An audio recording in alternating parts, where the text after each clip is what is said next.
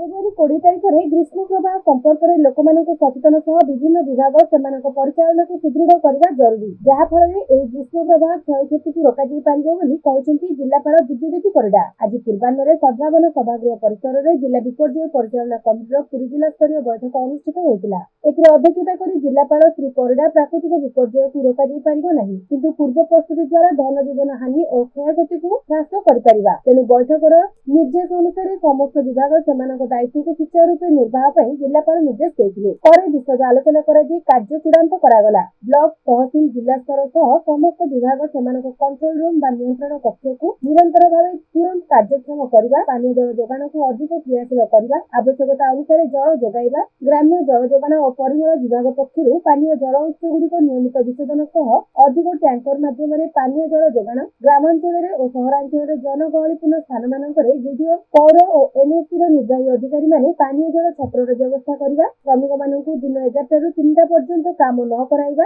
ସେମାନଙ୍କ କାର୍ଯ୍ୟକ୍ଷେତ୍ରରେ ଛାଇ ବ୍ୟବସ୍ଥା, ପାନୀୟ ଜଳ ବ୍ୟବସ୍ଥା, ସେମାନଙ୍କୁ ସଚେତନତା ବ୍ୟବସ୍ଥା, ଶିକ୍ଷାନୁଷ୍ଠାନଗୁଡ଼ିକ ସରକାରୀ ମାର୍ଗଦର୍ଶିକା ଅନୁସାରେ ପରିଚାଳନା, ସମସ୍ତ ଚିକିତ୍ସାଳୟରେ ଏସି କୁଲର ବ୍ୟବସ୍ଥା, ବରଫ ବ୍ୟବସ୍ଥା, ପ୍ରଚୁର ଓଆରଏସ୍ ବ୍ୟବସ୍ଥା, ବେସରକାରୀ ହସ୍ପିଟାଲମାନଙ୍କୁ ସଚେତନ କରାଇବା ବ୍ୟବସ୍ଥା, ହିଟ୍ ୱେଭ୍ର ମୃତ୍ୟୁ ଅଭିଯୋଗରେ ପୋଷ୍ଟମର୍ଟମ ସହ ଯୁଗ୍ମ ତଦନ୍ତ ବ୍ୟବସ୍ଥା, ଗ୍ରୀଷ୍ମ ସମୟରେ ଲୋକମାନଙ୍କୁ କଣ କରିବା କଣ ନ କରିବା ସମ୍ପର୍କରେ ସଚେତନ କରାଇବା ବ୍ୟବସ୍ଥା, ଜନପ୍ରତିନିଧି ସ୍ୱେଚ୍ଛାସେବୀମାନଙ୍କୁ ସଚେତନ ଓ ସେମାନଙ୍କ ସହଯୋଗ ନେବା, ନିରବଚ୍ଛିନ୍ନ ବିଦ୍ୟୁତ୍ ଓ ପାନୀୟ ଜଳ ଯୋଗାଣ କରିବା, ପଶୁ ସମ୍ପଦ ମାନଙ୍କ ପାଇଁ ପାନୀୟ ଜଳ ବ୍ୟବସ୍ଥା ଓ ସ୍ୱାସ୍ଥ୍ୟ ପ୍ରତି ଧ୍ୟାନ ଦେବା, ଶ୍ରୀମନ୍ଦିର ଆସୁଥିବା ଶ୍ରଦ୍ଧାଳୁମାନଙ୍କ ପାଇଁ ଛାଇ ବ୍ୟବସ୍ଥା, ମ୍ୟାଟ୍ ଓ ଜଳସଞ୍ଚୟ ବ୍ୟବସ୍ଥା, ସ୍ୱାସ୍ଥ୍ୟ ବ୍ୟବସ୍ଥା, ପାନୀୟ ଜଳ ଓ ଓଆରଏସ୍ ବ୍ୟବସ୍ଥା, ବିଭିନ୍ନ ଆବାସିକ ଶିକ୍ଷାନୁଷ୍ଠାନମାନଙ୍କରେ ପାନୀୟ ଜଳ ଓ ସ୍ୱାସ୍ଥ୍ୟ ରକ୍ଷା ବ୍ୟବସ୍ଥା, ପର୍ଯ୍ୟଟନସ୍ଥଳୀମାନଙ୍କରେ ଅନୁରୂପ ସହାୟତା ବ୍ୟବସ୍ଥା ସମ୍ପର୍କରେ ଆଲୋଚନା କରାଯାଇ ସମସ୍ତ ବିଭାଗ ତତ୍ପରତା ସହ ଗ୍ରୀଷ୍ମ ପ୍ରବାହର ମୁକାବିଲା ପାଇଁ ପଦକ୍ଷେପ ନେବାକୁ ନିର୍ଦ୍ଦେଶ ଦିଆଯାଇଥିଲା। ପ୍ରାରମ୍ଭରେ ଅତିରିକ୍ତ ଜିଲ୍ଲାପାଳ ପ୍ରଶାସନ ଶରତ ଚନ୍ଦ୍ର ବେହେରା ସମସ୍ତଙ୍କୁ ସ୍ୱାଗତ କରିବା ସହ କାର୍ଯ୍ୟସୂଚୀ ଅନୁସାରେ ବୈଠକରେ ପରିଚାଳନା କରିଥିଲେ। ଅନ୍ୟମାନଙ୍କ ମଧ୍ୟରେ ଏହି ବୈଠକରେ ଅତିରିକ୍ତ ଜିଲ୍ଲାପାଳ ରାଜସ୍ୱ ଡକ୍ଟର ଶରତ ଚନ୍ଦ୍ର ମହାପାତ୍ର, ଅତିରିକ୍ତ ଜିଲ୍ଲାପାଳ ପ୍ରୋଟୋକଲ ନୀଳମାଧବ ଭୋଇ, ଜିଲ୍ଲା ପରିଷଦର ମୁଖ୍ୟ ଉନ୍ନୟନ ଅଧିକାରୀ ପ୍ରିୟରଞ୍ଜନ ସୃଷ୍ଟି, ପୌର ନିର୍ବାହୀ ଅଧିକାରୀ ଅଭିମନ୍ୟୁ ବେହେରା, ଅତିରିକ୍ତ ଏସ୍ପି ଦେବୀପ୍ରସାଦ ପ୍ରତାପ, ପିକେଡି ସେକ୍ରେଟାରୀ ଦିଲ୍ଲୀପ କୁମାର ମହାରଣା, ଉପଜିଲ୍ଲାପାଳ ରାଜକିଶୋର ଜେନା ପ୍ରମୁଖ ଯୋଗଦେଇ ବିଭିନ୍ନ ପ୍ରସ୍ତାବ ଦେଇଥିଲେ। ଜିଲ୍ଲାସ୍ତରୀୟ ଅଧିକାରୀ, ବିଡିଓ, ତହସିଲଦାର ଓ ଲ୍ୟାଣ୍ଡ ଡିପାର୍ଟମେଣ୍ଟର ଅଧିକାରୀମାନେ ଏଥିରେ ଯୋଗଦେଇ ଆଲୋଚନାରେ ଅଂଶଗ୍ରହଣ କରିଥିଲେ। ଜରୁରୀ ବିଭାଗର ଡେପୁଟି କଲେକ୍ଟର ଅନୁଷ୍ଠବ ଘଣ୍ଟାୟତ, ଜିଲ୍ଲା ପ୍ରୋଜେକ୍ଟ ଅଫିସର ସୁକାନ୍ତ କୁମାର ଦାସ ଓ ଅନ୍ୟାନ୍ୟ କର୍ମଚାରୀ କାର୍ଯ୍ୟ ପରିଚାଳନାରେ ସହଯୋଗ କରିଥିଲେ। ବିଶ୍ୱଜିତ ସେନାପତି, ସୁନ୍ଦରା ଜାଗାର କଲଚରାଲ ସେକ୍ରେଟାରୀ ଏବଂ କୁଣ୍ଡେଇବେଣ୍ଡ ସାହି ଆଖେଡ଼ାର କୋଷାଧ୍ୟକ୍ଷ ଅଛି। ସାର୍ ଆଜି ଏସ୍ପି ମହାଶୟ ଆଇଥିଲା ଆପଣଙ୍କର ଅନୁଷ୍ଠାନ କ'ଣ ଆଲୋଚନା ହେଲା, କ'ଣ ହେଲା?